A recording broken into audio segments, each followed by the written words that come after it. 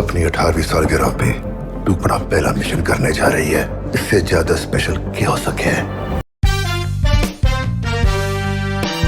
तो हेलो भाई लोग, होश उड़ाने के लिए तैयार हो जाओ, क्योंकि YRF स्पाई यूनिवर्स ने पिछले 10 महीने के सन्नाटे के बाद एक ऐसी डोरी छोड़ी है जिसका नाम है अल्फा। बट वेट, क्या आपको लगता है कि इस बार भी वही पुराना घिसा पिटा इंडिया वर्सेस पाकिस्तान वाला मसला देखने को मिलेगा? क्या फिर से कोई एजेंट बॉर्डर पार जाकर देश बचाएगा? ना, क्योंकि इनसाइड रिपोर्ट्स की माने तो इस बार कोई पाकिस्तान इंडिया वाला एंगल नहीं है। लेकिन असली ट्विस्ट पता है क्या है? टीजर देखने के बाद पूरे यूट्यूब पर दंगा मच गया है। कुछ लोग कह रहे हैं कि ये हॉलीवुड लेवल का ग्राउंडेड एक्शन है, और कुछ का कहना है कि भाई ये किसी तनिष्क या पीसी ज्वेलर्स का एड चल रहा है। खैर, सच क्या है और क्या आलिया भट्ट बाकी किलिंग मशीन लग रही है या सिर्फ क्रिंज मशीन? चलिए पूरा कच्चा चिट्ठा खोलते हैं। चलो पहले अच्छी बातों से शुरू करते हैं। भाई मानो या ना मानो, YRF ने इस बार अपना पुराना स्पाई टेम्पलेट थोड़ा सा तोड़ा है। वरना अभी तक क्या होता था, टीजर आते ही बड़ा सा ब्लास्ट, गाड़ी हवा में, हीरो प्लेन से लटक रहा है और बैकग्राउंड में एक बिकनी शॉट चिपका दिया।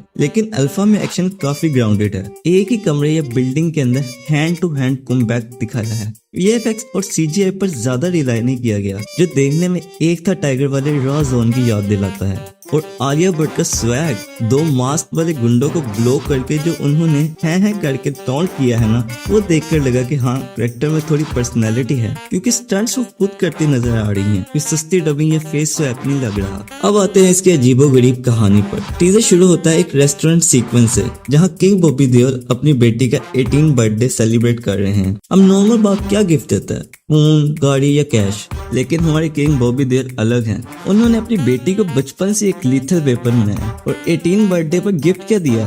बेटा ये लो 34 प्रो का कार्ड और जाओ पहला फोन करके आओ। और एंड में जब आलिया लाशें बिछा कर आती है तो बॉबी सर बोलते हैं हैप्पी बर्थडे।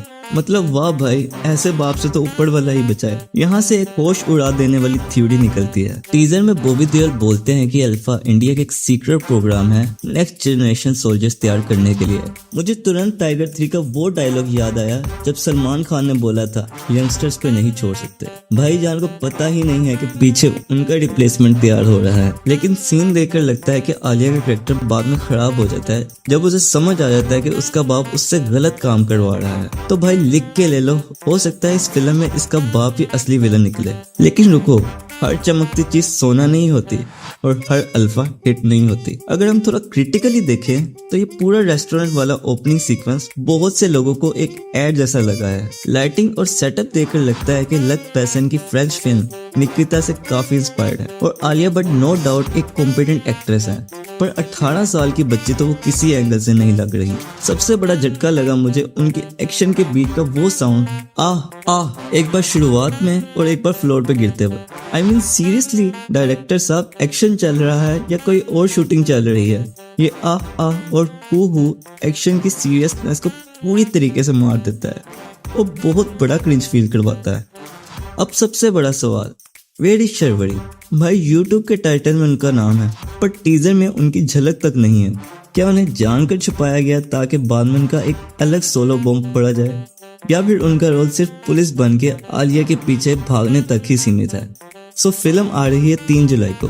अब आप लोग मुझे कमेंट सेक्शन में बताओ, क्या Alia Bhatt YRF spy universe को बचा पाएगी या ये फिल्म भी भेड़ बकरियों की भीड़ में खो जाएगी? टीजर आपको कैसा लगा? सुपर या डिसअपॉइंटिंग? वीडियो अच्छी लगी तो दबाकर लाइक करो, दोस्तों के साथ शेयर करो और चैनल को सब्सक्राइब करना मत भूलना। अपनी सेहत का ध्यान रखो। मिलते हैं अगले रिव्यू में, तब तक के लिए टाटा बाय बाय।